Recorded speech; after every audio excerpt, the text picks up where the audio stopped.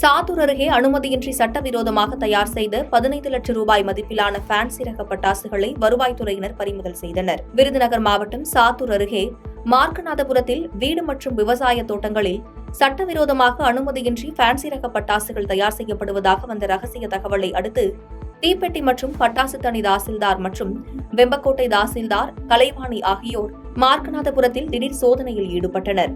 இந்த நிலையில் தாசில்தார்கள் ஆய்வு செய்தபோது அதே கிராமத்தை சேர்ந்த மாரியப்பன் என்பவருக்கு சொந்தமான இடத்தில் செட் அமைத்து ஏராளமான தொழிலாளர்களை வைத்து அனுமதியின்றி சட்டவிரோதமாக ஃபேன்சி ரக பட்டாசுகள் தயார் செய்து வந்தது கண்டுபிடிக்கப்பட்டது.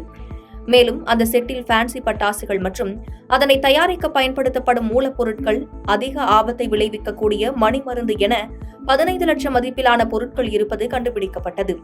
இதையடுத்து காவல் நிலைய ஆய்வாளர் சங்கர் தலைமையில் போலீசார் ஃபேன்சி ரக பட்டாசுகளை பறிமுதல் செய்தனர்.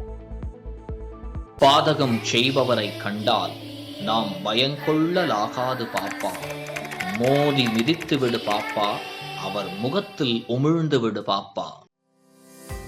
அண்மை செய்திகளை உடனுக்குடன் தெரிந்து கொள்ள இணைந்திருங்கள் இயம்நாடு தொலைக்காட்சியுடன்.